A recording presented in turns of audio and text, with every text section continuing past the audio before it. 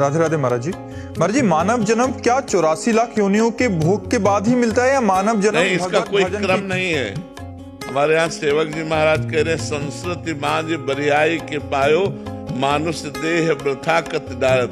भगवान ने कृपा की 84 लाख योनियों के चक्र को रोक दिया और बीच से निकाल लिया। संस्कृति मांझ माने होता बीच, बीच से निकाल लिया और आप पर दया करके मनुष्य जन्म दे दिया कि अब तुम अपना सुधार कर लो।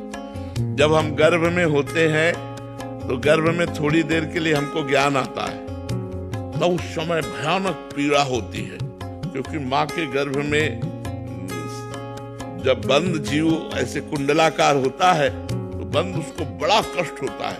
उसी समय उसको ज्ञान होता है, तो वो भगवान से प्रार्थना करता है कि हे भगवान, एक बार मुझे इस माँ के गर्भ रूपी नरक से बाहर कर दो, मैं आपका भजन करके दोबारा गर्भ में नहीं आऊंगा, एक बार मुझे कर दो।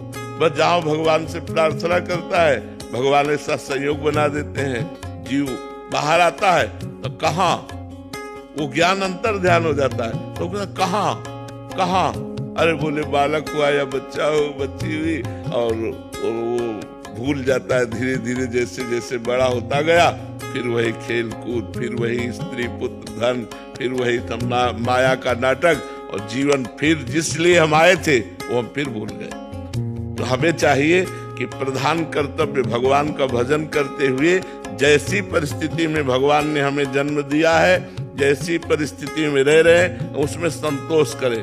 देखो, अगर संतोष करोगे तो जैसी स्थिति में उतने में आनंदित रहोगे, और संतोष ना हो तो करोड़ अरब खरब बढ़ते जाए फिर भी आप असंतुष्ट रहेंगे।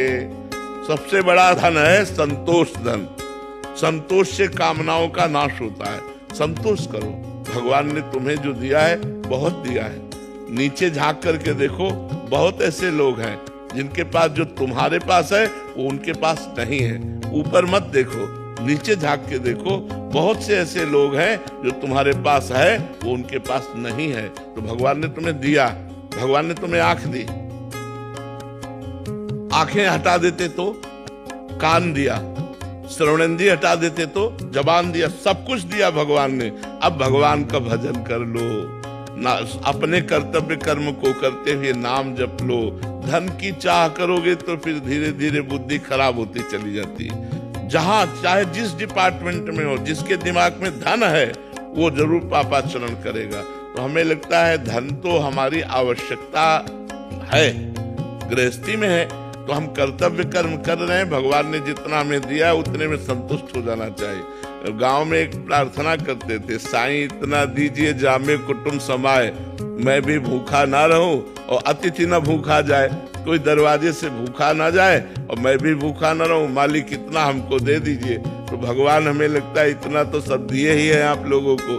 अब एकदम अरब खरबपति के सपने देखोगे तो कभी संतोष नहीं प्राप्त होगा, असंतोष ही रहेगा चाहे जितना धन बढ़ता चला जाए। तो हमें लगता है भगवान का आश्रय लेकर नाम जप करना चाहिए और अपने कर्तव्य कर्म को करना चाहिए। जो व्यापार, नौकरी, किसानी, जो भी कर्तव्य कर्म है उसको अच्छी तरह करना चाहिए और भगवान का नाम जप करना